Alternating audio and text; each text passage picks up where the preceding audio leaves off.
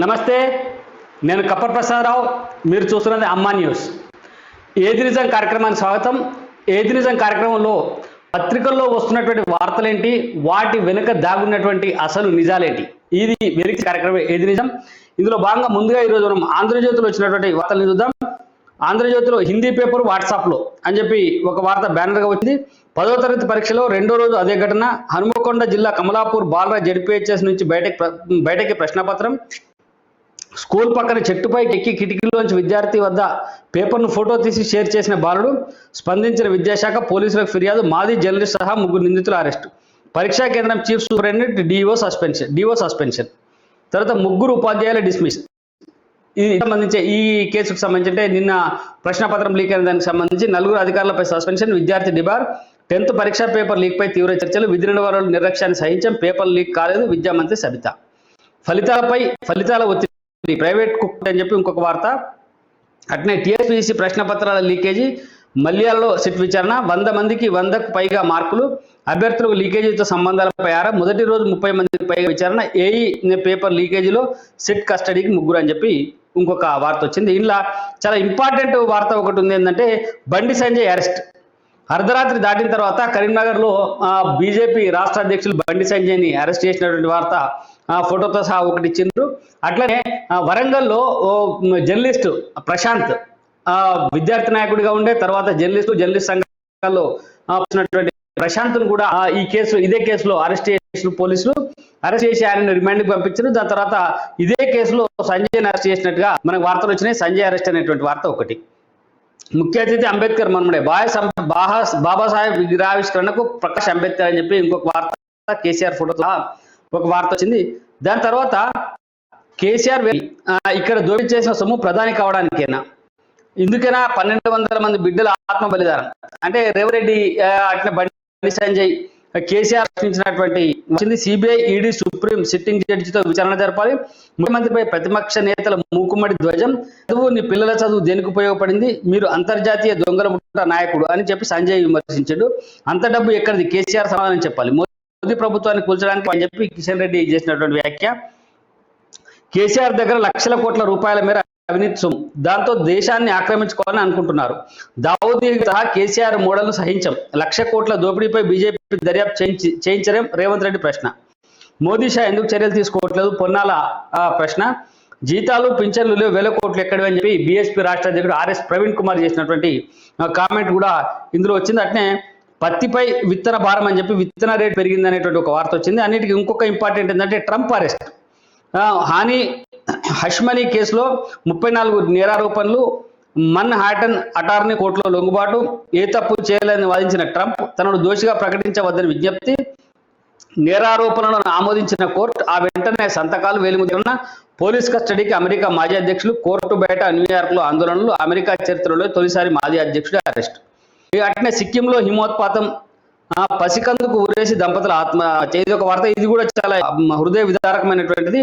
3 నెలల పసికందుకు ఉరేసి 2 దంపతులు ఆత్మహత్య చేసుకున్నటువంటి వార్త కూడా వచ్చింది. దీంట్లో ముందుగా మనం సంజయ్ అరెస్ట్కి సంబంధించినటువంటి వివరాల్లోకి వెళ్దాం. సంజయ్ అరెస్ట్ ఎందుకు జరిగింది, ఆయన అరెస్ట్ చేయడానికి గల కారణాలు ఏంటి, దీనిపైన మనం ఒకసారి మాట్లాడదాం. మనతో పాటు ప్రముఖ విద్యావేత్త, అఖిల భారతీయ విద్యార్థి పరిషత్ జాతీయ మాజీ అధ్యక్షులు మురళీ మనోహర్ గారు, అలాగనే సీనియర్ జర్నలిస్ట్ కృష్ణమూర్తి గారు ప్రస్తుతం మనతో లైన్లో సిద్ధంగా ఉన్నారు. మురళీ మనోహర్ గారు నమస్కారం సార్. నమస్తే అండి. నమస్తే ప్రసాద్ గారు. అంటే బీజేపీ రాష్ట్ర అధికార ప్రతినిధి పాల్వాయి రజనీ గారు కూడా మనతో పాటు జాయిన్ అయ్యారు. వీటితో మాట్లాడడం ముందుగా మురళీ మనోహర్ గారు చెప్పండి, బండి సంజయ్ అరెస్టును ఏ రకంగా చూడాలి మనం? Simple, very simple. కంప్లీట్ గా ఇది ఇష్యూను, లీకేజ్ అనే ఇష్యూను పొలిటిసైజ్ చేసేటువంటి ఒక పెద్ద కుట్ర ఇది. కంప్లీట్ గా తన బాధ్యత నుంచి తప్పించుకోవడానికి ఇంకెవరిపైనో నెట్టివేయాలి అంతే.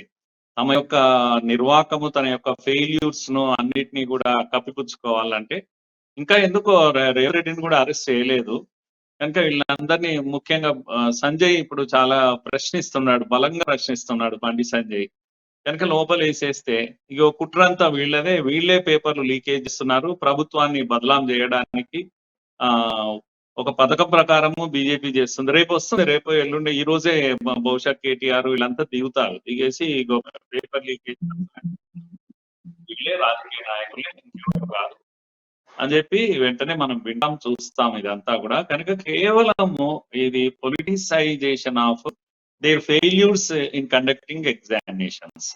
ఇంకొక విషయం ఏంటంటే, ప్రతిరోజు పిల్లలు వాట్సాప్ మొదలు పెట్టారు పేపర్ కొరకు, క్వశ్చన్ పేపర్ కొరకు ఎదురు చూస్తలేరు. వాట్సాప్ లో వస్తుంది, కొంత ప్రిపేర్ అయ్యి వెళ్ళాలి అనేటువంటి ఒక ఇది. అసలైన విషయం ఏదైతే ఉందో, ఏది గ్రూప్ 1 గ్రూప్ 2 ఎగ్జామ్, వాటి నుంచి కూడా డీవియేట్ చేయడానికి, ఎప్పుడైతే పరీక్షలు జరుగుతున్నప్పుడు పేపర్ బయటికి వచ్చింది అనేది చాలా విషయం అవుతుంది. ప్రజలు కూడా దాన్ని డైల్యూట్ అయిపోతారు. ఇదేముందులే పేపర్ పరీక్ష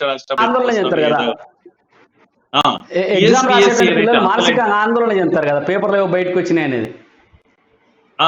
పిల్లలు ఆందోళన చెందుతారు, కానీ తల్లిదండ్రులు మిగతా వాళ్ళు ఏమనుకుంటారు అంటే ఇది చిన్న విషయం. అసలైంది ఏదైతే ఉందో గ్రూప్ 1 ఎగ్జామినేషన్, నిరుద్యోగ సమస్య, ఇవన్నీ కూడా వాటి నుంచి దృష్టి మరల్చడానికి ఇది పెద్ద ఇష్యూగా చేస్తున్నారు కేసీఆర్. సింపుల్ గా ఇది అర్థం చేసుకోవాలి. బండి సంజయ్ గారిని మురళీ మనోహర్ గారు మీరు లైన్ లో ఉండండి. బీజేపీ రాష్ట్ర అధికార ప్రతినిధి పాల్వాయి రజనీ గారు, వీరు కూడా ప్రవేత్త, గతంలో కమిషనర్ గా పనిచేసి రాజకీయాల్లోకి వచ్చినటువంటి పాల్వాయి రజనీ గారు ప్రస్తుతం మనతో ఫోన్ లైన్ లో. రజనీ గారు చెప్పండి, బండి సంజయ్ గారు అరెస్ట్ కానీ, లేకపోతే విద్యార్థి నాయకుడుగా ఉండి జర్నలిజంలోకి వచ్చి జర్నలిస్ట్ గా పనిచేసినటువంటి ప్రశాంత్ అరెస్ట్ కానీ ఏ రకంగా చూస్తున్నారు? Good morning sir. Good morning పెద్దలందరికీ గుడ్ మార్నింగ్.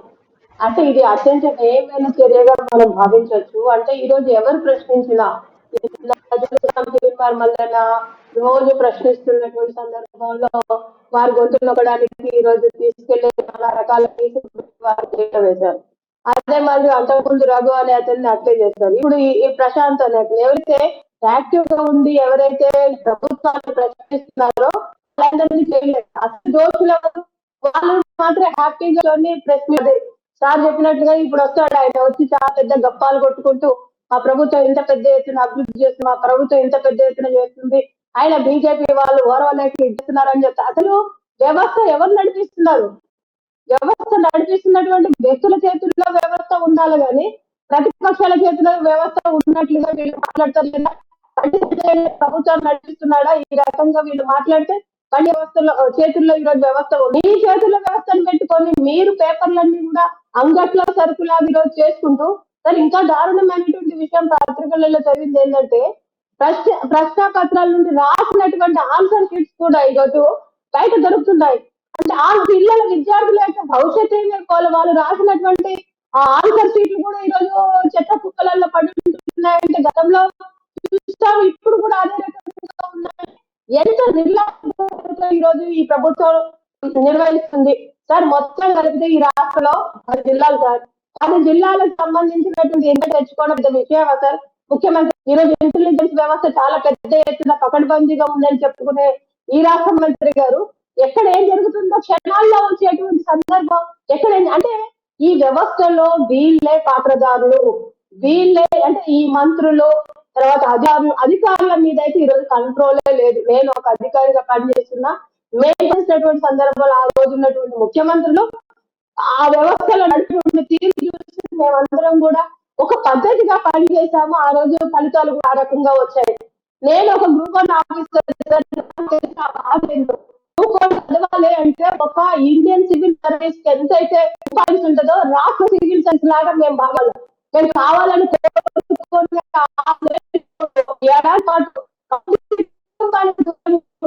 ఒక పూట తిరిగి చదువుకొని మేము కూడా ర్యాంకులు సాధించి అంత పెద్ద విద్యార్థులు 14 సంవత్సరాలు ఉద్యమంలో ఉన్నారు.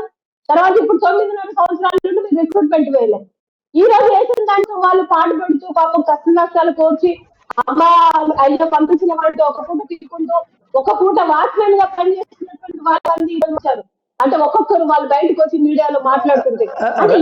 రజనీ గారు మీరు ఒక మంచి అంశం తీసుకొచ్చారు. మీరు కూడా ఒక గ్రూప్ 1 ఆఫీసర్, ఆ రోజు ఏ రకంగా ఉద్యోగం వచ్చింది అనే దానిపైన కూడా మనం మాట్లాడదాం. అంటే అప్పుడు విద్యా వ్యవస్థ ఏ రకంగా ఉంది, ఇప్పుడు ఎట్లా భ్రష్టు పట్టింది అనేది. ఈ లోపు జర్నలిస్ట్ ప్రశాంత్ అరెస్ట్ ఏ రకంగా చూడాలి? ఆయన ప్రశ్నపత్రం ఆయనకు వస్తే ఆయన కొన్ని వాట్సాప్ గ్రూప్లకు షేర్ చేసింది దాన్ని. షేర్ చేసినంత మాత్రాన ప్రశాంతే ఈ కుట్రకు మొత్తంగా కారకుడు. ఈ ప్రశాంత్ బండి సంజయ్ గారి అనుచరుడు, మాజీ ఏబీపీకి సంబంధించినటువంటి నాయకుడు కాబట్టి ఈ కుట్ర అంతా బీజేపీ చేసింది అనేటువంటి ఒక కుట్ర కోణాన్ని పూర్తిగా ఇలా ప్రభుత్వం చిత్రీకరించింది. దీనికి సంబంధించి మాట్లాడడం జర్నలిస్టు, సీనియర్ జర్నలిస్టు కృష్ణమూర్తి మనతో ఉన్నారు. కృష్ణమూర్తి గారు చెప్పండి, ప్రశాంత్ అరెస్ట్ ఏ రకంగా చూడాలి? అంటే జర్నలిస్ట్ అనేవాడికి నిజంగా ఒక వాట్సాప్ గ్రూప్ కు మెసేజ్ ఫార్వర్డ్ చేసేటువంటి అవకాశం కూడా లేదా, లేకపోతే దాన్ని ఏ రకంగా చూడాలి?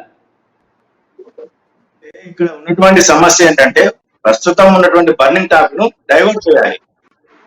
కేసీఆర్ ప్రభుత్వం ఈ సమస్య కాదు, ఏ సమస్య అయినా డైవర్ట్, అటెన్షన్ డైవర్షన్ కేసులో ఆయన పర్ఫెక్ట్ ఇవ్వాలి. ఆ గవర్నమెంట్ ఏంటంటే జరుగుతున్నటువంటి మొదటి నుంచి టీఎస్ వ్యవహారంలో రాజశేఖర్ తో సంబంధం ఉంది, రాజశేఖర్ బీజేపీ అని చెప్పారు. అక్కడ ఎస్టాబ్లిష్ చేయాలని చూసారు. బీజేపీని ఎస్టాబ్లిష్ చేయాలి, బీజేపీ వాళ్ళ మీద గెలుచుకోవాలి, బీజేపీ వాళ్ళని చెప్పినట్టు నిరుద్యోగంలో బీజేపీని వ్యతిరేకించాలనుకున్నారు.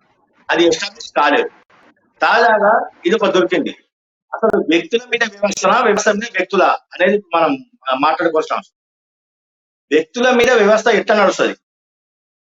వ్యవస్థలో పొరపాటు ఉన్నప్పుడు వ్యక్తులు ప్రమేయాన్ని ఎట్లా అనుకుంటారు? వీళ్ళు అరెస్టు, ఎవరో ఒకరు నేను గ్రహిస్తాను, నాకెవరో దాన్ని ఫార్వర్డ్ చేసి ఉంటారు. ఆ ఫార్వర్డ్ చేసిన విషయాన్ని నేను చెప్పాలి, పై వాళ్ళకు తీసుకెళ్ళాలి అనే విషయాన్ని ఆయన ఫార్వర్డ్ చేసి ఉంటాడు. అంత మాత్రాన బండి సంజయ్ దోషి, ప్రశాంత్ దోషి, ఎక్కడ మూలం, ఎక్కడ లోపాలు ఉన్నాయి, ఎక్కడ లోపాలు ఉన్నాయి, ఎవరు దానికి ప్రధాన కారకుడు అనే విషయాన్ని వీళ్ళు ఆలోచన చేయకుండా ఎక్కడ పడితే అక్కడ అరెస్ట్ చేసి ఏదో అంటే మొత్తం మీద ఏంటంటే ప్రస్తుతం ఉన్నటువంటిది ఏదైతే నిరుద్యోగ మిలియన్ మార్చ్ నిర్వహిస్తాము అని చెప్పేసి బండి సంజయ్ ఏదైతే ప్రభుత్వం మీద చాలా ఆరగెంట్ గా వెళ్తా ఉన్నారో, ప్రభుత్వ తప్పిదాలను ఎండగట్టేందుకు ప్రజల్లో ఎలా దూసుకెళ్తున్నారో దీన్ని డైవర్షన్ చేయాలి. అంటే ఇప్పటి నుంచి ఏం చేస్తారంటే ఈయన పరీక్ష దోషి, ప్రశ్నాపత్ర లీకేజ్ దోషి బండి సంజయ్ అని చెప్పేసి ఒక ప్రచారం చేస్తా ఉంటారు. లిక్కర్ స్కామ్ అయిపోయింది, అన్ని అయిపోయింది. దాని లిక్కర్ స్కామ్ అనే మరి ప్రశ్నాపత్ర దోషి కదా. ఒకసారి కృష్ణమూర్తి గారు మీరు లైన్ లో ఉండండి. ఒక్కొక్కసారి దినపత్రికను చూద్దాం. ఈనాడు దినపత్రికలో చూసినట్టయితే సగటు జీవిపై ధరలే సమ్మెట, ఇది ఒక బ్యానర్ వార్త వచ్చింది. అట్నే అంబేద్కర్ మనకు దిక్సూచి, అట్నే వాళ్ళు ఎవరికి చేరాయి అనే దీంట్లో అంటే ప్రశ్నపత్రాలకు సంబంధించి క్షేత్రస్థాయిలో సిటారా, రాజశేఖర రెడ్డి సొంత మండలంలో పలువురు అభ్యర్థుల అరెస్టు, ఇదొక అయితే సంజయ్ అరెస్ట్ అని చెప్పి కూడా నిన్న కార్యకర్తలు అడ్డుకుంటున్నటువంటి ఒక ఫోటో వేసి సంజయ్ అరెస్ట్ అని కూడా ఇవ్వడం జరిగింది. హిందీ ప్రశ్నపత్రం వాట్సాప్ లో సేమ్ అట్నే ట్రంప్ అరెస్టు విడుదల, ముందస్తు ముడుపుల దందా అని చెప్పి వసూలు నాయకులను అడ్వాన్స్ ఇస్తే చెక్ డ్యామ్ కాంట్రాక్ట్ వసూళ్లకు తెరలేపిన చెప్పి ఒక ఇంపార్టెంట్ వార్త. నెలలు గడుస్తున్న పనులు మంజూరు కాక గుత్తేదారుల ప్రదక్షిణలు, 330 కోట్ల అంచనాతో 454 నిర్మాణాల జాబితా అని చెప్పి వార్త వచ్చింది. దీని మీద కూడా చర్చిద్దాం. ముందుగా అట్నే ఈరోజు ఒకసారి మనం నమస్తే వెలుగు దినపత్రికను చూద్దాం. వెలుగు దినపత్రిక తర్వాత నమస్తే తెలంగాణను కూడా ఒకసారి పరిశీలించి పూర్తిగా మనం మళ్ళీ సారి డిస్కషన్లోకి వెళ్దాం. వెలుగు దినపత్రికలో ఎగ్జామ్ పై తప్పిన కంట్రోల్, ఇదొక బ్యానర్ అయ్యి అట్నే ఈసారి హిందీ పేపర్ లీక్, ఇదొక వార్త వచ్చింది. అట్నే 60 సీట్లలో గెలవండి అని చెప్పి రేవంత్ రెడ్డి గారు కాంగ్రెస్ నాయకులకు ఇచ్చినటువంటి ఒక అల్టిమేటం, 60 సీట్లలో గెలవండి, కాంగ్రెస్ రాకుంటే ప్రజల నష్టం అని చెప్పి ప్రజల్ని బ్లాక్ మెయిల్ చేసే విధంగా మాట్లాడు, కాంగ్రెస్ వస్తేనే ప్రజలకు మేలని చెప్పి. అంటే మూతపడిన ఫ్యాక్టరీలు తెరిచేదని చెప్పి ఇక్కడ పరిశ్రమలు పట్టించుకొని సర్కారు పక్క రాష్ట్రంలో వైజాగ్ కోసం పోరాటం చేస్తుంది అనేటువంటి ఒక వార్త కూడా మనకి ఇక్కడ కనబడతా ఉన్నది. అర్ధరాత్రి బండి సంజయ్ అరెస్ట్, కారణం చెప్పకుండా లాక్కెళ్లిన పోలీసులు, అడ్డుకున్న కుటుంబ సభ్యులు, కార్యకర్తలు. కరీంనగర్ లో ఎంపీ ఇంటి వద్ద తీవ్ర ఉద్రిక్తత. ఇది చాలా విచిత్రం ఏంటంటే కరీంనగర్ లో ఎంపీ సంజయ్ గారి అత్త అంటే పిల్లనిచ్చినటువంటి తల్లి చనిపోయింది. ఆ చనిపోయిన తర్వాత 10వ రోజు కార్యక్రమాలకు ఆయన వెళితే సంజయ్ గారి అత్తగారింట్లోని 10వ రోజు కార్యక్రమాలకు వెళ్ళినటువంటి వ్యక్తిని అక్కడి నుంచి అర్ధరాత్రి తీసి అరెస్ట్ చేసినటువంటి ఒక అంటే కారణం చెప్పకుండా సంజయ్ అక్కడి నుంచి వెళ్ళిపోయేటువంటి అవకాశం లేదు, అక్కడే ఉంటాడు, లేకపోతే సంజయ్ దాక్కునేటువంటి అవకాశం కూడా లేదు. అయినా అర్ధరాత్రి పూట బలంగా అరెస్ట్ చేసినట్టుగా మనకి ఇక్కడ తెలుస్తా ఉన్నది.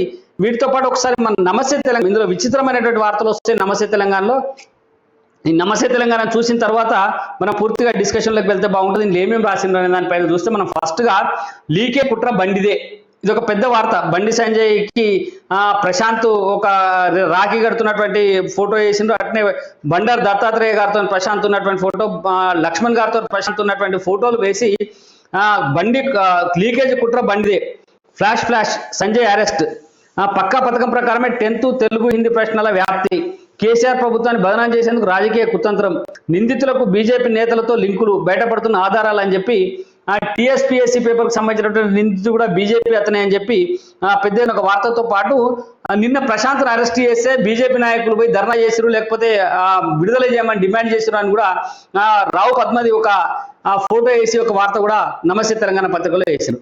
నమస్తే తెలంగాణ పత్రిక రాసిందని చూస్తే కొలువులు చదువులు వదిలేయండి, బీజేపీ కోసం పనిచేయండి అంటూ యువతకు విద్యార్థులకు బండి సంజయ్ పిలుపు ఇచ్చినప్పుడే అనుమానాలు తలెత్తాయి. ఆ అనుమానాలకు ఇప్పుడు ఒక్కొక్కటిగా ఆధారాలు, నిందితుల సంబంధాలు బయటపడుతున్నాయి.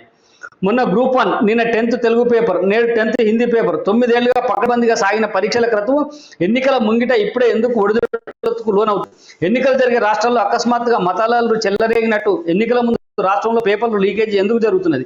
దీని వెనుక ఏ కుట్ర అలజడి, ఎవరి ప్రయోజనాలు దాగి ఉన్నాయి? వార్తను దీనిపైన మనం చర్చిద్దాం. ముందుగా మురళీ మనోహర్ గారు చెప్పండి. ఇప్పుడు ప్రధానంగా ఒక పత్రికలు వాస్తవాల్ని రాయాలి, కానీ మనం 3 పత్రికలు చదివినాం, తర్వాత నమస్తే తెలంగాణ చదివి.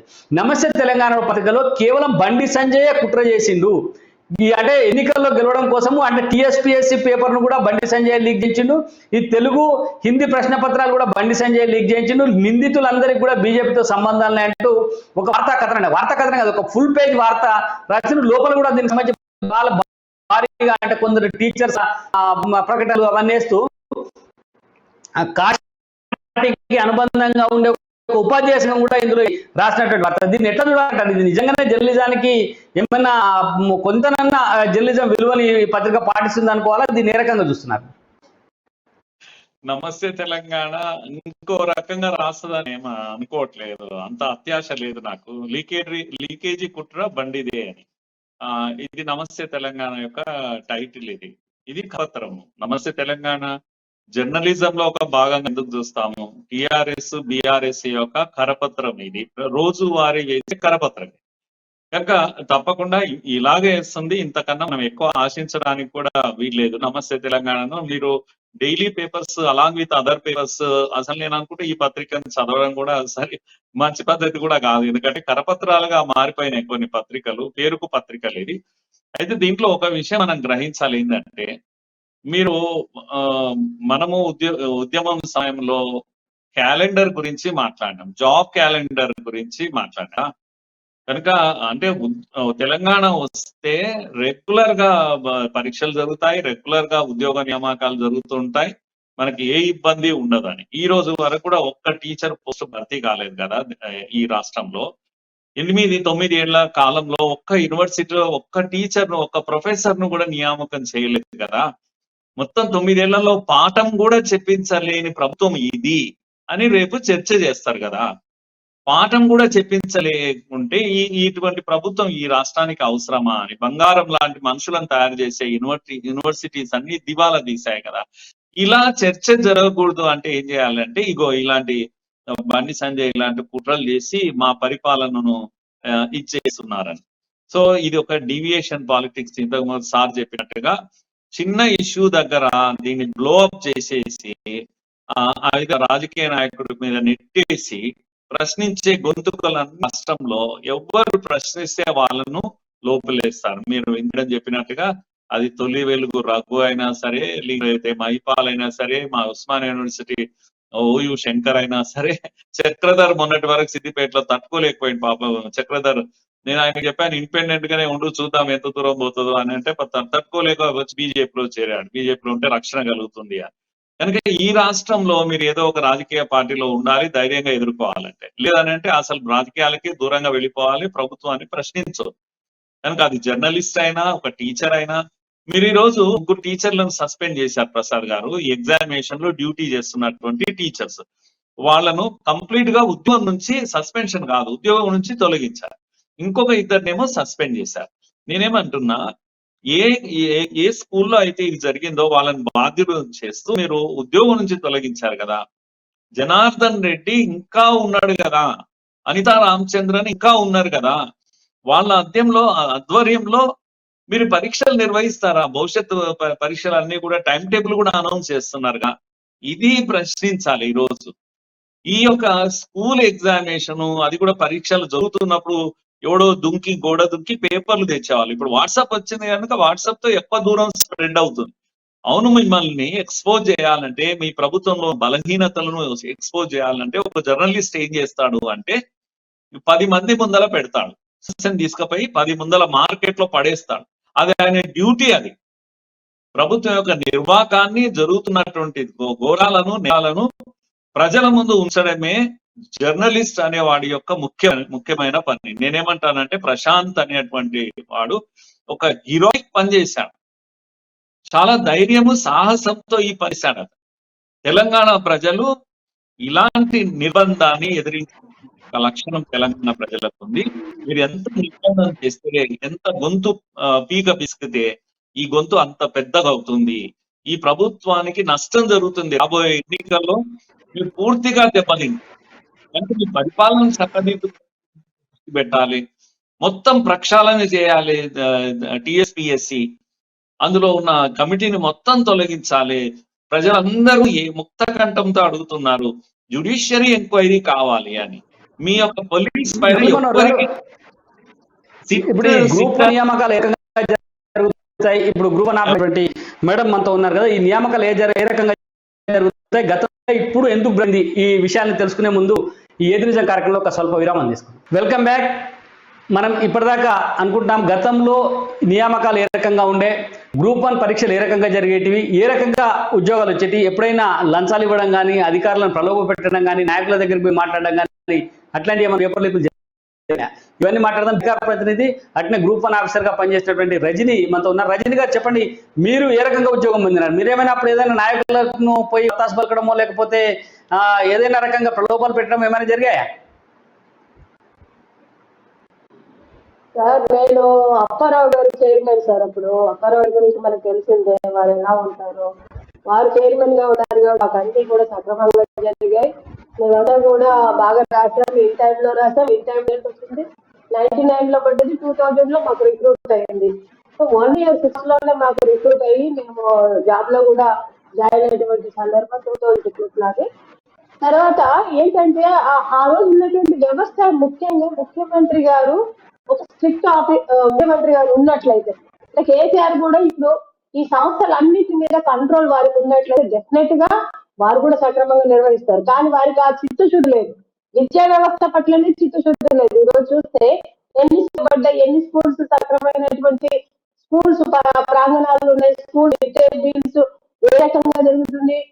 మనం చూస్తాం తరుణ్ స్కూల్ కి 700 మంది విద్యార్థులు ఉంటే ఒకటే టాయిలెట్ ఉంది. అంటే మొత్తం రాష్ట్రంలో విద్యా వ్యవస్థని నిర్లక్ష్యం చేసినటువంటి ప్రభుత్వంగా ఉంది. తర్వాత విద్యార్థులను ఇంకా కూడా నిర్లక్ష్యం చేశారు. ఎందుకంటే వాళ్ళ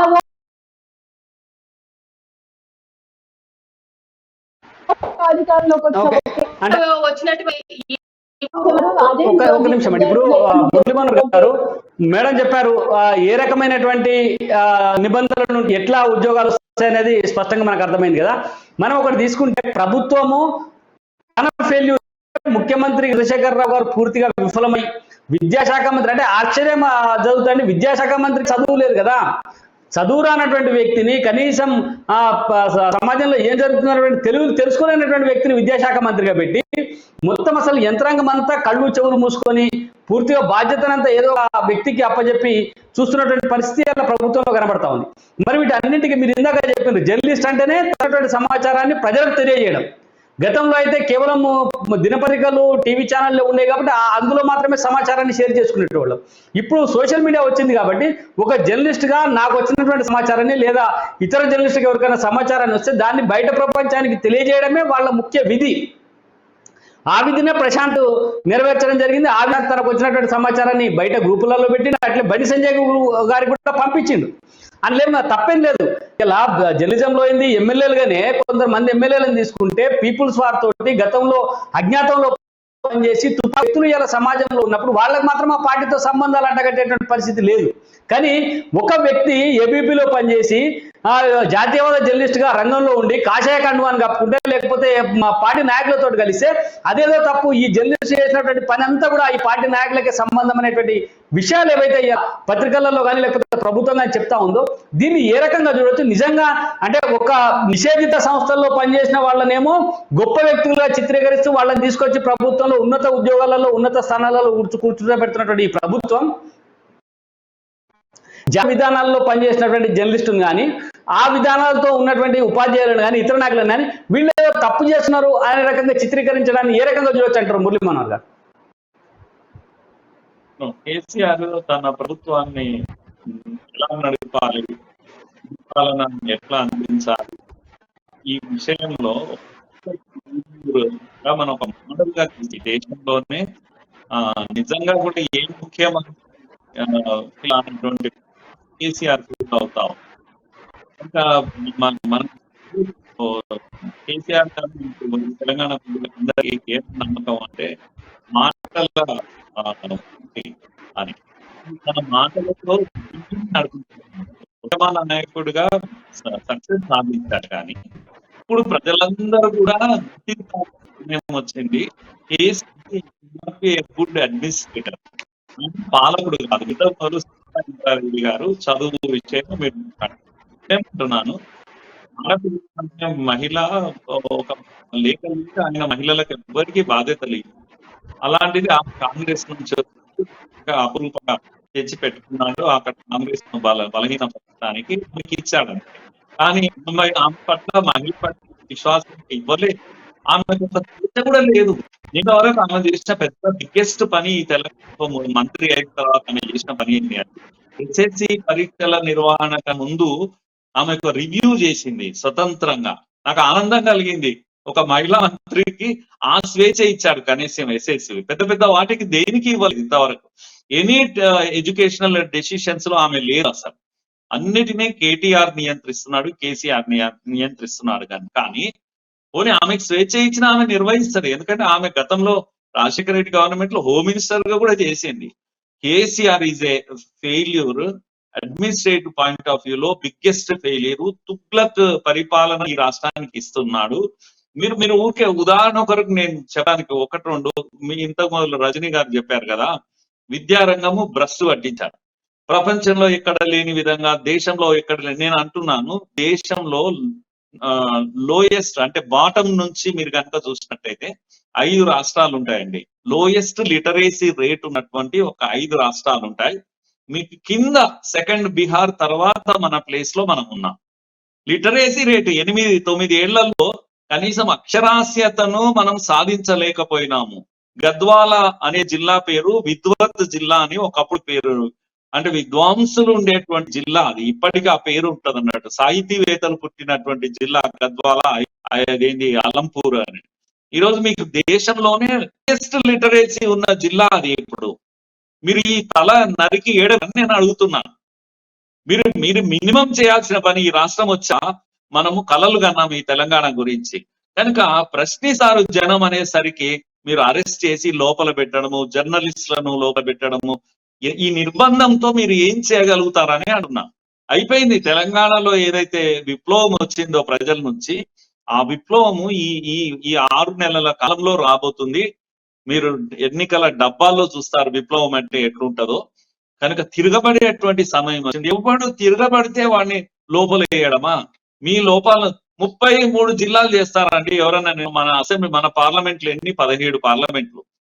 ఇంకా ఇంతకు మొదలు 10 జిల్లాలను నువ్వు 17 పార్లమెంట్ లో 20 జిల్లాలో 20 జిల్లాలో చేసిన ఒక అర్థం. కేసీఆర్ గారు లక్కీ నెంబర్ 6 కాబట్టి 33 చేసినారు. లక్కీ నెంబర్, ఇదంతా లక్కీ నెంబర్లతోటి వాస్తుతోటి నడుస్తున్న ప్రభుత్వం కదా. జాతకాల మీద లేకపోతే భవిష్యత్తు ఆధారాన్ని నడుస్తున్న ప్రభుత్వం. 3+3=6 కాబట్టి 33 చేసినారు. వాళ్ళకి పరిపాలనతో సంబంధం లేదు. 33 జిల్లాలు చేసిన రోజే కేసీఆర్ కు పాలన అనుభవం లేదని నాకు అర్థమైన విషయం. నేను మీకు ఒక టీచర్ నాకు చెప్పినటువంటి 110 జిల్లాలు కలెక్టరు ఒక ఏడాదిలో 3 సార్లు పోయింది ఒకటే స్కూల్. అయితే పాపం టీచర్లతో చనువు ఏర్పడ్డది. లేడీ కలెక్టర్, ఆమెకు టిఫిన్ కూడా పెట్టారు, భోజనం పెట్టారు తాము తెచ్చుకున్న డబ్బాలో. ఆమె కూర్చొని తిన్నది. మేడం, ఇంతవరకు మా డిఓ, నా జీవితంలో 30 ఏళ్ల సర్వీస్ లో 20 ఏళ్ల సర్వీస్ లో మా డిఓ రాలేదు ఇన్నిసార్లు, మీరు కలెక్టర్ గా వచ్చారంటే మాకు డి ఎక్కడ, ఎంఈఓ కన్నా తక్కువ మా పోస్ట్. ఇప్పుడు ఎంత ఉందమ్మా ఈ జిల్లా? ఏడో ఉంది చెప్పండి. మేము కలెక్టర్స్ అయ్యి, ఐఏఎస్ అయ్యి, మాకు ఆ ఫీలింగ్ కూడా లేదు. కనుక ఏం పొద్దువక వాళ్ళు పోయి కలెక్టర్స్ అంతా కూడా అట్లా కూర్చొని టీచర్ల దగ్గర కూర్చొని టిఫిన్ చేస్తా ఉన్నారు. కానీ అదే స్కూల్లో ఉన్నటువంటి టాయిలెట్స్ కట్టించేటువంటి పరిస్థితి లేదు. ఎందుకు అని అంటే బడ్జెట్ లేదు అని చెప్పింది ఆమె. బడ్జెట్ లేదు కనుక ఈ రోజు ఇప్పుడు డ్రామా వేస్తున్నారు కదా, ఇది మన బడి మన ఇది అని చెప్పేసి పథకము. అక్కడ పక్కల పాపం జగన్ ఒక నిబద్ధతతో వేస్తున్నారు. నాడు నేడు అనే పథకంతో, అమ్మ ఒడి అనే పథకంతో ప్రభుత్వ పాఠశాలలు, ప్రభుత్వంలో స్కూల్లో చదువుతున్న పిల్లలను స్ట్రెంథెన్ చేయడానికి వాళ్ళ తల్లిదండ్రులకు పారితోషికాలు ఇచ్చి ఇవన్నీ ఆయన ఒక పద్ధతి ప్రకారం చేస్తున్నాడు. కానీ ఇప్పుడు దేశమంతా ఏంటంటే కేజ్రీవాల్ వీళ్ళంతా కూడా ఎడ్యుకేషన్ ఇన్స్టిట్యూషన్స్, ప్రభుత్వ విద్యా సంస్థల గురించి ప్రజలు అడగడం మొదలుపెట్టారు కనుక వాళ్ళంతా ఒక మోడల్ గా తయారైన కనుక ఈయన కూడా ఏం చేశాడు, ఇప్పుడు రంగులేసే కార్యక్రమం చేస్తున్నాడు. లోపల పాఠం చెప్పించే టీచర్లను నియామకం చేయలేదు. ఉస్మానియా యూనివర్సిటీని దయాల కొంప చేశాడు ఓ రకంగా చెప్పాలంటే. కానీ ఏవి వెలిగిపోతున్నాయి ఈ రాష్ట్రంలో? మల్లారెడ్డి ఇన్స్టిట్యూషన్ వెలిగిపోతుంది, రాజేశ్వర రెడ్డి ఇన్స్టిట్యూషన్ వెలిగిపోతుంది, 10 ప్రైవేటు విశ్వవిద్యాలయాలు వచ్చినాయి ఈ రాష్ట్రంలో. మీరు చూడండి, అక్కడ పోయి గీతంలో చూడండి, మీరు ఒక ఇంజనీరింగ్ లోనే 10,000 మంది విద్యార్థులు ఉంటారు. మల్లారెడ్డి చూడండి, మెడికల్ లో 10,000 మంది విద్యార్థులు ఉంటారు. యూనివర్సిటీ స్టేటస్ ఎందుకు తెచ్చుకుంటున్నారంటే అన్ని ఇంజనీరింగ్ కాలేజీలు ఇప్పుడు యూనివర్సిటీ వైపు దరఖాస్తు పెట్టుకుంటున్నాయి. ఎందుకనంటే యూనివర్సిటీ స్టేటస్ వచ్చినాయంటే ఇష్టం ఉందని అడ్మిషన్స్ ఇవ్వచ్చు. ఎన్ని బ్రాంచ్లను ఉంటే అంత. ఒకసారి మనము రజనీ గారి దగ్గరికి వెళ్దాం. రజనీ గారు, ఈ రోజు భారతీయ జనతా పార్టీ పైన నెపాన్ని నెట్టేసి రాష్ట్రంలో జరిగేటువంటి అన్ని కార్యక్రమాలకు, అంటే ఒక్క పేపర్ లీకేజీ లేకపోతే ఈ ప్రశ్న పత్రాలు వాట్సాప్ లో రావడం వీటికే కాదు, మిగతా ఏ రకమైనటువంటి కార్యక్రమానికైనా రాష్ట్రంలో ఏ అలజడి వచ్చిందో దానికి భారతీయ జనతా పార్టీ మాత్రమే కారణం. మత కల్లోలాలు సృష్టించడానికి ప్రయత్నం చేసింది. మత కల్లోలాలు అనేది జరగకపోవడంతో విద్యార్థులలో లేకపోతే టీఎస్పీఎస్సీ రాసినటువంటి 30 లక్షల మంది అభ్యర్థులలో ఒక గందరగోళం సృష్టించడం కోసం, ప్రభుత్వాన్ని అస్థిరతపరచడం కోసమే బీజేపీ ఈ రకమైనటువంటి కుట్రలు చేస్తుంది అని చెప్పి బీఆర్ఎస్ కానీ లేకపోతే ఆరోపణలు వస్తా ఉన్నాయి. ఇలా పత్రికల తెలంగాణలో వచ్చినటువంటి ప్రధాన వార్త కూడా అదే. దీన్ని ఏ రకంగా చూస్తారు మీరు? సార్, ఇప్పుడు బండి సంజయ్ గారు వచ్చిన తర్వాత ఎన్నో అస్తారు ఇది వారిని అరెస్ట్ చేయడం. దాదాపు 4వ 5వ 317 జీవో మీద పెద్ద ఎత్తున ఉపాధ్యాయులు రోడ్డు మీదకి వచ్చి చాలా పెద్ద ఎత్తున ప్రొటెస్ట్ చేస్తున్నటువంటి సందర్భంలో వారు 317 జీవో మీద వారి ఇంట్లో స్వయంగా ఎంపీ గారి సొంత ఇంట్లో వారు దీక్ష కూర్చుంటే అట్లనే దీక్ష నుండి లాక్కెళ్ళినటువంటి పరిస్థితులు మనం చూసాం. తర్వాత ఏ ఇష్యూ మీద వారు పోరాటం చేస్తున్నారో వీళ్ళకి భయం. సంజయ్ గారు అంటే బీజేపీ పార్టీ చాలా బలపడుతుంది, రేపు ప్రత్యామ్నాయ పార్టీ బీజేపీ ఏ రకంగా చూసినా ఈ రోజు బీఆర్ఎస్ పార్టీని ప్రశ్నిస్తున్నటువంటి మనం ప్రశ్నిస్తే మేము బీజేపీగా మేము ప్రశ్నించిన సందర్భంలో ప్రజలు అరే వాస్తవమే కదా ఇది అని చెప్పి రిసీవ్ చేస్తున్నటువంటి పరిస్థితుల్లో ఫలితాలు కూడా ఆ రకంగా ఈ రోజు బీజేపీకి అనుకూలంగా ఈ రాష్ట్రంలో వస్తున్నటువంటి పరిస్థితుల్లో ఏ రకంగా బీజేపీ అనే పార్టీ ఇక్కడ కనబడొద్దు వినపడొద్దు అనే ఒక ఆలోచన చేసి నిజానికి ఇందులో బీజేపీకి ఏం సంబంధం అండి, అధ్యక్షుడికి ఏం సంబంధం అండి? మీరు ప్రభుత్వంలో మీరు ఉన్నారు, మీరు నడిపిస్తున్నారు ప్రభుత్వాన్ని. ప్రభుత్వ యంత్రాంగం అంతా మీ చేతిలో ఉంది, ఇంటెలిజెన్స్ మీ చేతిలో ఉంది, పోలీసు వ్యవస్థ మీ చేతిలో ఉంది. మీరు కంట్రోల్ చేయాల్సినటువంటి ఒక బాధ్యతాయుతమైనటువంటి ప్రభుత్వం మీరు నడిపించుకుంటూ సరిగా ఇందులో దోషిగా మీరు నిన్న సిట్టు విషయంలో కూడా సార్ మీరు చూస్తే రేవంత్ రెడ్డి గారు, సంజయ్ గారు ఇట్లా చేస్తున్నారు అని చెప్పేసి ప్రతి ఒక్కరూ కూడా ఇప్పుడు సార్ చెప్పినట్లు మనం ప్రశ్నిస్తున్నటువంటి సందర్భంలో సిట్టు వచ్చి వీళ్ళకి నోటీసులు ఇస్తుంది. అసలు నోటీసులు ఎవరికి ఇవ్వాలి, ఎవరు దోషులో, ఎవరైతే ఈ కేటీఆర్ గారికి సంబంధించినటువంటి నియామకం చేసినటువంటి వ్యక్తి రాజశేఖర్ అనే వ్యక్తి, కేటీఆర్ గారు స్వయంగా నియామకం చేసినటువంటి వ్యక్తి ఆయన ఎందుకు నియామకం చేయాల్సి వచ్చింది అని చెప్పేసి ముందు కేటీఆర్ గారిని ప్రశ్నించాలి. మీరెందుకు నియామకం చేశారు రాజశేఖర్ గారిని అని చెప్పేసి అవన్నీ వదిలేసి వచ్చేసి వీళ్ళిద్దరికి నోటీసులు ఇచ్చి వీళ్ళని తీసుకోవాలని చెప్పేసి ఆలోచన చేసినటువంటి పరిస్థితి చూస్తాం.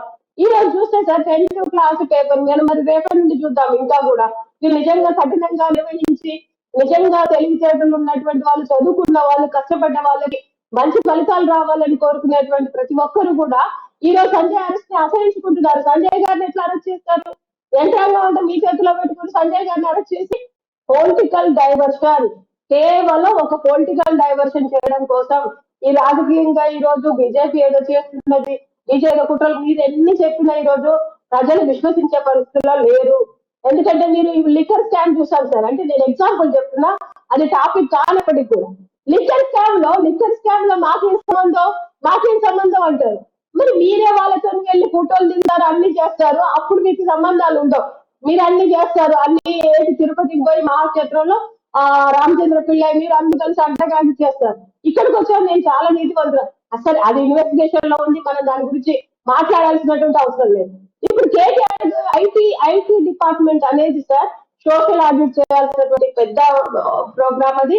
ఎవ్రీ 6 months ఒకసారి కూడా ఆడిట్ చేయాలి.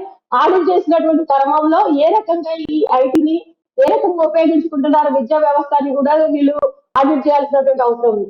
అదంతా కూడా పక్కన పెట్టేసి కేవలం ఈరోజు సంజయ్ గారు ప్రశ్నించడానికి సంజయ్ గారిని లేదా పాపం ప్రశాంత్ గారు ఆయన ఒక జర్నలిస్ట్ సార్ మీరున్నారు సార్, నేను మీకు ఒక ఇన్ఫర్మేషన్ పంపిస్తాను సార్ ఇట్లా జరుగుతుంది ఇక్కడ అని చెప్పేసి. కానీ మీరు ప్రజెంట్ చేస్తారు, టీవీలో ప్రజెంట్ చేయడమా లేకపోతే ఎవరైనా ప్రశ్నించి ప్రెస్ మీట్లు పెడతారా అని చెప్పేసి ఆయా పార్టీకి సంబంధించినటువంటి నాయకులకు మీరు పంపిస్తారు. అదే రకంగా ఈరోజు ప్రశాంత్ గారు కూడా సంజయ్ గారికి ఒక పంపించారు, మీరు ప్రశ్నించండి అన్న ఇట్లా పేపర్ లీకులు అవుతున్నాయి కాబట్టి మీరు ప్రశ్నించి మీ పార్టీ తరఫున విద్యార్థులకు న్యాయం చేయండి అని చెప్పేసి ఒక మెసేజ్ పంపిస్తే ఆ మెసేజ్ అసలు ఎందుకు వచ్చింది అది బయటికి అనే విషయాన్ని వదిలేసి సంజయ్ గారు జయించారని చెప్పేసి మాట్లాడే విధంగా ఈ ప్రభుత్వం ఉందంటే నిజంగా బాధేస్తుంది సార్. ఇంకెవరు ప్రశ్నించొద్దు, మల్లన్న ప్రశ్నించొద్దు, రజనీ ప్రశ్నించొద్దు, ప్రసాద్ గారు ప్రశ్నించొద్దు, కృష్ణ ఎవరు ప్రశ్నించొద్దు. మీరు చేసినది ఏంటి కూడా ఆహా చాలా గొప్పగా ఉంది, ఆహా గొప్పగా ఉంది.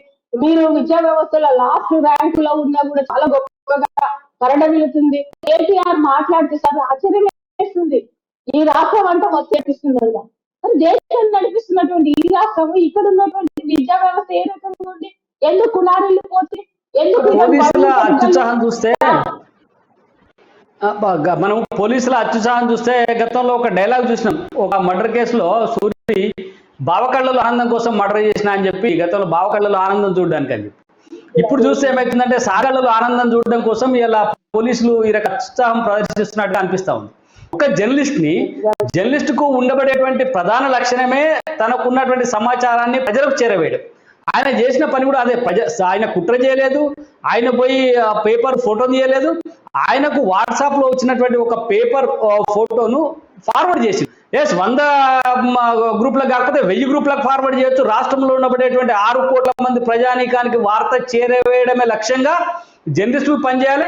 అదే పని మా ప్రశాంత్ చేసిందనే నేను అనుకుంటా ఉన్నా. నేను కూడా అదే పని చేశాను. నాకు ఏదైనా సమాచారం వస్తే నేను కూడా చేరవేయడం కోసం, ప్రజాప్రతినిధులకు చేరవేయడం కోసం, పోలీస్ ఆఫీసర్లకు చేరవేయడం కోసం కూడా అనేక రకాల ప్రయత్నం చేస్తాం.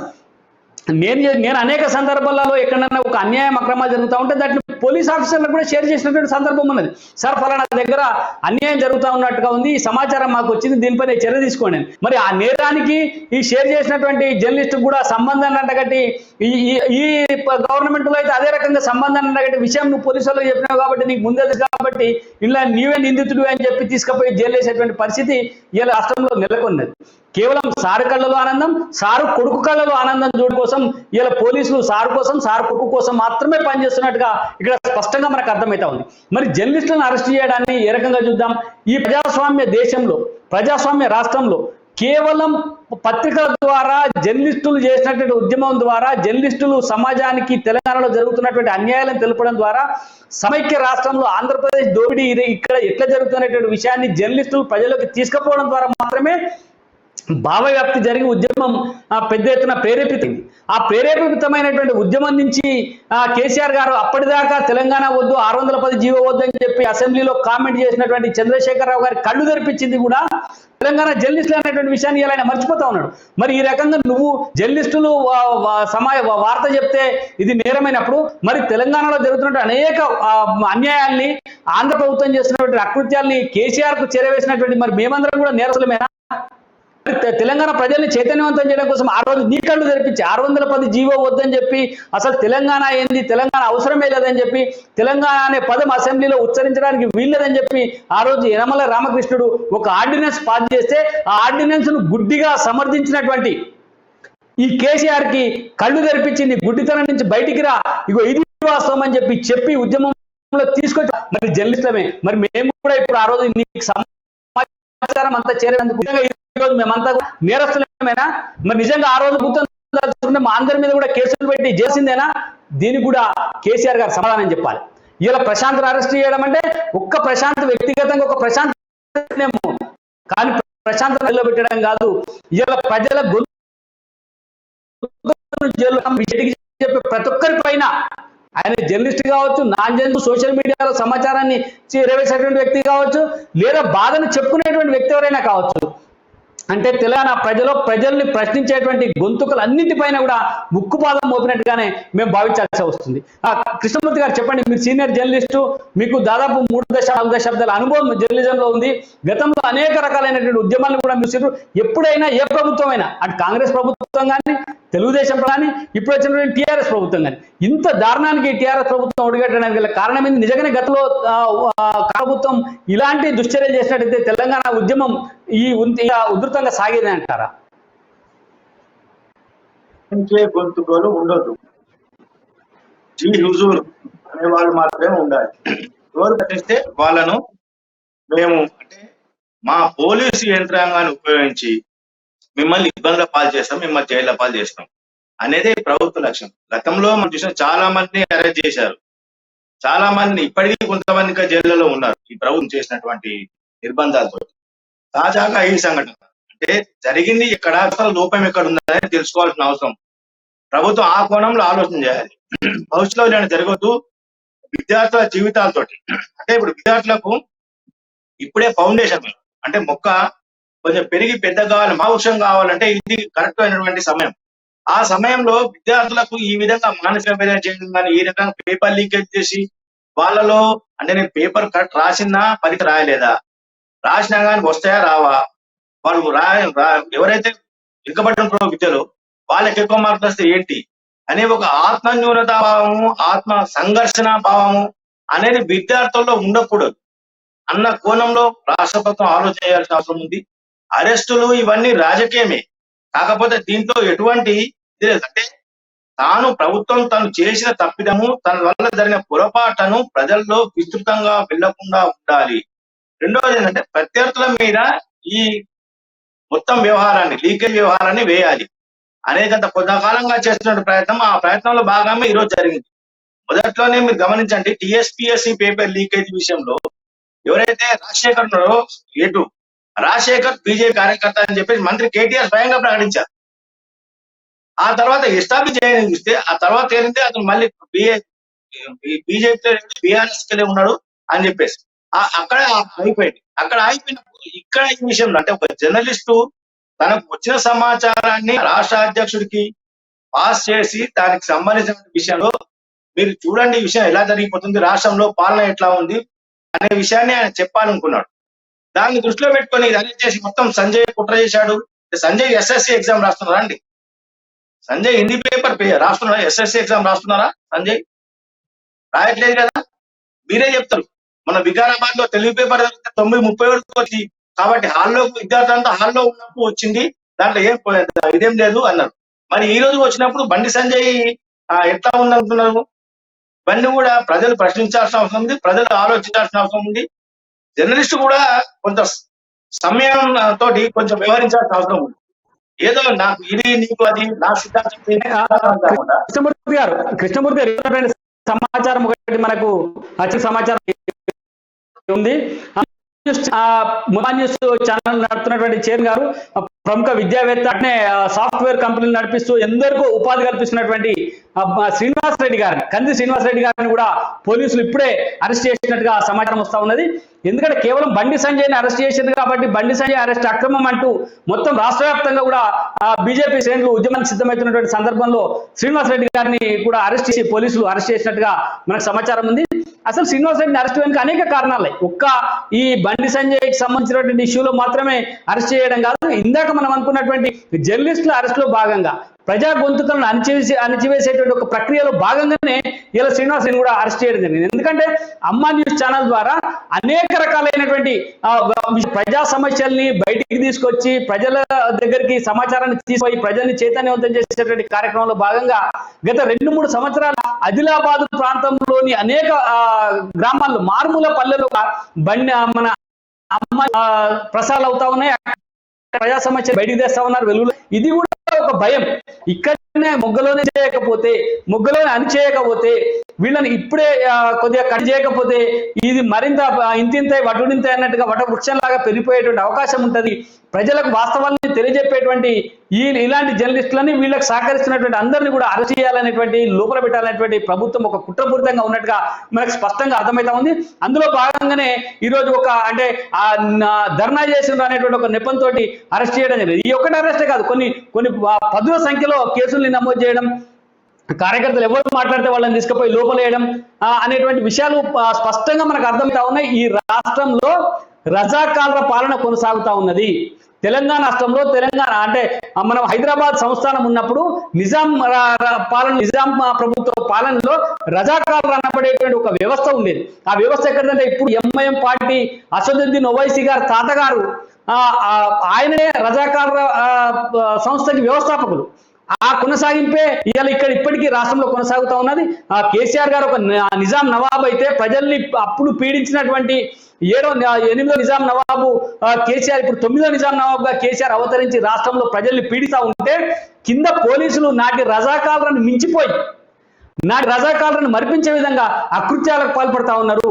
మనం గతంలో షహీద్ షోయబుల్లా ఖాన్ అనేటువంటి జర్నలిస్టు దేవాది భారతదేశంలో తెలంగాణ విలీనం కావాలి, భారతదేశంలో మనం అంతర్భాగం కావాలి, మనం పాకిస్తాన్ లో అంతర్భాగంగా ఉండొద్దు, ప్రత్యేక దేశంగా ఉండొద్దు అని చెప్పి ప్రజలను చైతన్యవంతులు చేసి ఇమ్రోజ్ అనేటువంటి పత్రిక ద్వారా అనేక రకాల వ్యాసాలను రాసి ఒక ముస్లిం అయినప్పటికీ ఆయన ప్రజాస్వామ్యం కోసం పనిచేసినటువంటి వ్యక్తిగా ఆ రోజు షహీద్ షోయబుల్లా ఖాన్ పనిచేస్తే షహీద్ షోయబుల్లా ఖాన్ని నగరం నడిబొడ్డున నరికి చంపినటువంటి దుర్మార్గం ఆ రోజు జరిగింది. అది రజాకార్లు చేసిండ్రు. ఈ రోజు కూడా ఈ ప్రభుత్వం ఈ షహీద్ షోయబుల్లా ఖాన్ లాగానే జర్నలిస్టులు అందరినీ కూడా అంటే కంఠం మీద కత్తి పెట్టి నరకడం లేదు కానీ కంఠాన్ని మూగబోయే విధంగా చేస్తుంది, జైల్లో వేస్తా ఉంది, ప్రజల మధ్య పోకుండా చేస్తున్నటువంటి పరిస్థితి మనకు స్పష్టంగా కనబడతా ఉంది. దీనిపైన తెలంగాణ ప్రజానీకం ఉద్యమించాల్సినటువంటి అవసరం ఉంది. ఆ ఉద్యమానికి ఏ రకమైనటువంటి శ్రీకారం చుడతారు? మరి ఆ మురళీ మనోహర్ గారు గతంలో ఏబీవీపీకి అఖిల భారత స్థాయిలో 2 సార్లు అధ్యక్షుడిగా పనిచేసిండ్రు. ఇప్పటికి కూడా ఏబీవీపీ కార్యక్రమాలకి తీసుకునేటువంటి ఉద్యమాలకు వినూదంగా ఉన్న అనేక రకాలైన సూచనలు సలహాలు చేస్తూ ఉంటారు. వారిని అడిగి తెలుస్తున్నాం సార్, ఏ రకమైనటువంటి ఉద్యమాలు తెలంగాణ రాష్ట్రంలో రావాల్సి ఉంది? ఇప్పుడు ఇది ప్రజలకు, విద్యార్థులకు, ప్రజాస్వామ్యానికి ఈ మూడింటికి లింక్ అయినటువంటి సమస్యగా మనం చూస్తా ఉన్నాం. దీన్ని మనం ఛేదించడం కోసం ప్రజల్ని మళ్ళొకసారి తెలంగాణ పునర్వైభవం కోసం, మరొక పునర్నిర్మాణం కోసం మరొక ఉద్యమం వచ్చేటువంటి అవకాశాలు, రావాల్సినటువంటి అవకాశాలు ఉన్నాయి. దీన్ని ఏ రకంగా ముందుకు తీసుకుపోవాలి, ఉద్యమానికి మీరు నేతృత్వం వహించే అవకాశాలు ఉన్నాయా? ప్రసాద్ గారు, ఇప్పుడు మన ప్రశాంత్ అనేటువంటి యువ జర్నలిస్ట్, యంగ్ కుర్రాడు, ఆయనకు పేపర్ రాగానే ఆయన ప్రకటించాడు అంటే ఎవరికి పంపాడు? పోనీ మీ వీళ్ళ లెక్కల ప్రకారం కూడా బండి సంజయ్ పంపాడు. నేను దీన్ని ఇంకో రకంగా చూస్తున్నాను. నేను ఈ రాష్ట్రంలో మెల్లమెల్లగా ఏదైనా ఏడికి పోవాలి? ప్రభుత్వం దగ్గరికి పోవాలి, మంత్రుల దగ్గరికి పోవాలి. కానీ ఎందుకు పోవడం లేదు జర్నలిస్టులు కానీ కామన్ మ్యాన్ కానీ అంటే ఈ ప్రభుత్వం మీద విశ్వాసం లేదు కనుక పెద్దకు బండి సంజయే కనిపిస్తున్నాడు. ఇప్పుడు ఇంకా ఈయననే కాదు, చాలా మంది సమస్య వస్తే బండి సంజయ్ దగ్గరికే, ఎందుకంటే విశ్వాసం బండి సంజయ్ మీద పెరిగిపోతా ఉంది. సంజయ్ అయితే నిజాయితీగా నిలబడతాడు, మా సమస్యల మీద చివరికంటూ పోరాడేటువంటి ఒక విశ్వాసము అటు ఉపాధ్యాయులో కానీ, ఇటు నిలో కానీ, ఇక్కడ కామన్ మ్యాన్ లో కానీ, జర్నలిస్ట్ లో కూడా ఒక యువ జర్నలిస్ట్ లో కూడా కలిగింది. కనుక సంజయ్ దగ్గరికి పోవడం అనేది తప్పేం లేదు, విశ్వాసం ఉంది కనుక పోయిండు.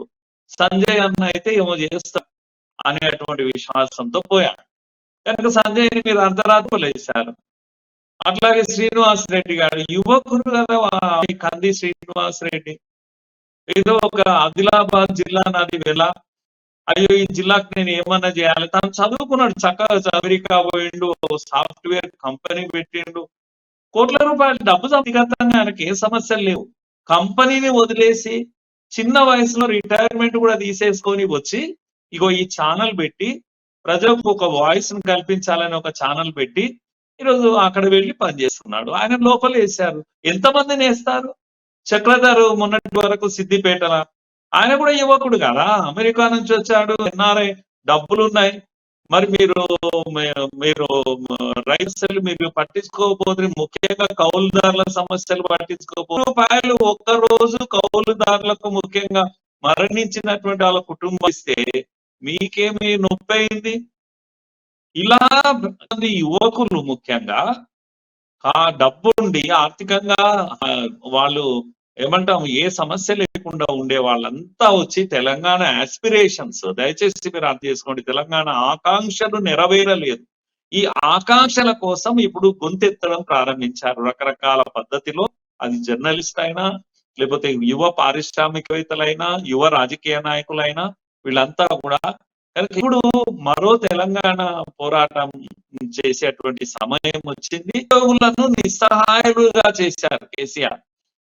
ఇన్ని రోజులు అపాయింట్మెంట్స్ చేయకుండా ఇప్పుడు వరుస పెట్టి అపాయింట్మెంట్స్ చేయడం అంటూ ఒకటి అన్ని లీకేజ్లకు పడేసి నిధిలో నిరుద్యోగులు అన్ని ఖాళీ చేసి కోచింగ్ సెంటర్స్ అన్ని ఖాళీ లక్షల రూపాయలు ఖర్చు చేసుకుని రోడ్డు మీద పడ్డారు.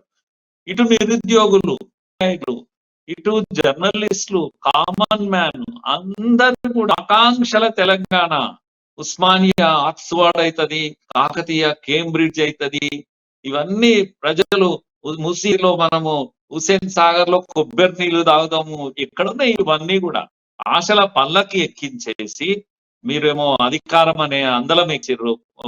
ఒక్క కుటుంబం యొక్క పాలనగా మారిపోయింది. అందుకే ఇప్పుడు రైట్ టైం ఇదంతా కూడా ప్రశ్నించే గొంతుకలు అన్ని ఒక్కటైపోతాయి.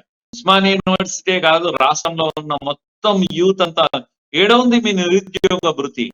ఎక్కడ పోయింది నిరుద్యోగ భృతి? ఎన్ని మాటలు చెప్పి పూర్తిగా అందలం ఎక్కిచ్చిరు కదా. అందుకే తెలంగాణ ఆకాంక్షల తెలంగాణ యొక్క పోరాటం ఇప్పుడు ప్రారంభమైంది. దీన్ని నేను ఆ పేరు పెడుతున్నా. అందుకే ఎవరు నిరుత్సాహపడాల్సినటువంటి పని లేదు. అందరూ ఒక్కటయ్యేటువంటి సమయం వచ్చింది. యూనివర్సిటీ విద్యార్థులంతా మళ్ళా రోడ్ల మీదకి వచ్చేటువంటి సమయం వచ్చింది. జర్నలిస్టులంతా ఒక్కటైపోయి మళ్ళా తెలంగాణలో ఏదైతే తెలంగాణ మనం ఈ నిర్బంధం నుంచి బయటపడాలి అంటే, కుటుంబ పాలన నుంచి బయటపడాలంటే ప్రజలందరూ ఒక్కటిగా అయ్యేటువంటి సమయం వచ్చింది. కేసీఆర్ కు ఒక మాట చెప్పాలంటే పోయే కాలం వచ్చింది కనుక విపరీత బుద్ధులన్నీ కనిపిస్తున్నాయి. అడ్డం వచ్చినాను. మీరు జర్నలిస్టుల విషయం నేను మాట్లాడుతున్నాను. మీరు ఇంతకు ముందు జర్నలిజం అనేది ఒక పద్ధతి ఉండేది. ఇప్పుడేమో ప్రతి పార్టీకి ఒక ఛానల్, ప్రతి పార్టీకి ఒక పేపరు, ప్రతి పార్టీ ఇలాంటి పద్ధతిలో అన్ని ఛానల్స్ కొనేశాడు. TV9 రవిప్రకాష్ ఏమైందో మనకు అందరికీ తెలుసు. కేసుల్లో ఇరికించి అది చేసి ఇప్పుడు ఆయనతోటే ఒక ఛానల్ పెట్టి సమాజంలో ఎవరు మాట్లాడితే వాళ్ళ గొంతును అణచివేయాలి, వాళ్లను ఇబ్బందులకు గురి చేయాలి. మనం చూసినాం ఒక యువ అడ్వకేట్ దంపతులు ఇద్దరిని నడి రోడ్డు మీద నరికి చంపినటువంటి రాష్ట్రం మనది. ఈ రాష్ట్ర ప్రభుత్వం ఆ రకంగా ఇబ్బందులకు గురి చేసి ప్రశ్నించే వాడిని గొంతు కోసేయడము, లేకపోతే అణిచివేసి జైల్లో పెట్టడమో మనకు కనబడతా ఉన్నది. ఇలా ప్రశాంత్ని అరెస్ట్ చేసినా, జర్నలిస్ట్ ప్రశాంత్ని అరెస్ట్ చేసినా, లేకపోతే అంతకుముందు తీర్మాన్ మల్లన్న అరెస్ట్ చేసినా, లేకపోతే రఘుని అరెస్ట్ చేసినా, ఇట్లా వందల మంది జర్నలిస్టులు అరెస్ట్ అయ్యారు. వాళ్ళందరూ కూడా కేవలం ప్రభుత్వాన్ని ప్రశ్నిస్తున్నారు అనేటువంటి నెపంగానే అరెస్ట్ అయినారు. అయితే నేను ఒకటే గతంలో చెప్తా ఉన్నాను, గతంలో తెలంగాణ జర్నలిస్ట్ యూనియన్ వైపు నుంచి రాష్ట్ర వ్యాప్తంగా 5,000 కిలోమీటర్లు బస్ యాత్ర చేసినాం. ప్రజల దగ్గరికి పోయినాం, ప్రజల సమస్యలు ఏంటో తెలుసుకున్నాం. ఎందుకు ప్రజలు బయటపడతలేరు అంటే, అయ్యా నోరెత్తితే మమ్మల్ని స్థానిక నాయకులైనా ఇబ్బంది పెడతా ఉన్నారు, లేకపోతే పోలీస్ స్టేషన్లో అప్లికేషన్ ఇచ్చి పోలీసు వాళ్ళు వచ్చాన ఇబ్బంది పెడతా ఉన్నారు, కాబట్టి మేము విషయాలు ఏమి చెప్పుకోలేకపోతున్నాం అని చెప్పి ప్రజలు తెలంగాణ జర్నలిస్ట్ యూనియన్కు అనేక రకాలైనటువంటి మెమోరాలు ఇచ్చినటువంటి సందర్భం ఉన్నది. ధరణి విషయంలో గొంతెత్తి ధరణిలో అక్రమాలు జరుగుతున్నాయని చెప్పి 5,000 కిలోమీటర్ల బస్ యాత్రలో ప్రధానంగా వెలికి తీసినాం. ధరణిలో అక్రమాలు జరుగుతున్నాయని చెప్పి ప్రభుత్వాన్ని నిలదీసినటువంటిది కూడా జర్నలిస్టులమే. ఎందుకంటే తెలంగాణ వస్తే తెలంగాణలో ప్రతి ఇంటికి ఉద్యోగం వస్తుంది, నీళ్లు వస్తాయి, నిధులు వస్తాయి అని చెప్పి తెలంగాణ ప్రజలకు చెప్పి తెలియజేసి వాళ్ళని చైతన్యవంతం చేసినటువంటి తెలంగాణ జర్నలిస్టులుగా మళ్ళీ తెలంగాణలో మనం అనుకున్నాం కానీ ఒకే కుటుంబం పాలైంది. ఈ కుటుంబం ఒక్కటే రాజ్యం వెళ్తా ఉన్నది. ఈ కుటుంబానికే నిధులు, నీళ్లు, నియామకాలు అందుతా ఉన్నాయి. తెలంగాణ ప్రజలందరం మోసపోయినామని చెప్పి మరొకసారి చెప్పడం కోసం బాధ్యతగా తెలంగాణ జర్నలిస్టు వైపు నుంచి రాష్ట్రంలో 5,000 కిలోమీటర్లు బస్ యాత్ర చేసినాం. ప్రజలందరికీ విషయాలు తెలియజెప్పినాం. అందరినీ ఉద్యమం వైపు మళ్లించడం కోసం ప్రయత్నం చేస్తూ ఉన్నాం. కాబట్టి ఈ ఉద్యమంలో కూడా ఇప్పుడు బండి సంజయ్ గారిని అరెస్ట్ చేసిన ప్రజాస్వామ్యానికి విఘాతమే, ప్రశాంత్ని అరెస్ట్ చేసిన ప్రజాస్వామ్యానికి విఘాతమే, కంది శ్రీనివాసరెడ్డి గారిని చేసిన ప్రజాస్వామ్యానికి విఘాతం. కాబట్టి మరొక్కసారి ప్రజాస్వామ్య పునరుద్ధరణ కోసం, ఆకాంక్షలు తెలంగాణ కోసం ఉద్యమం చేయడానికి మరొకసారి జర్నలిస్టుగా మీ అందరి ముందుకు వస్తాం. మీరందరూ తెలంగాణ ప్రజానీకమందరూ అన్ని వర్గాలు, సంపన్న వర్గాలు దీంట్లో కలిసి రావాలని చెప్పి కోరుకుంటూ ఇంతటితో ఈ కార్యక్రమం ముగిస్తాం. ఈ కార్యక్రమంలో పాల్గొన్నటువంటి మురళీ మనోహర్ గారికి, అలానే వాల్వై రజనీ గారికి, కృష్ణమూర్తి గారికి, వీరందరికీ అమ్మా న్యూస్ తరఫున ధన్యవాదాలు. ఈ రోజు కార్యక్రమం మళ్ళీ రేపు ఏది నిజం కార్యక్రమంలో కలుద్దాం. నమస్తే.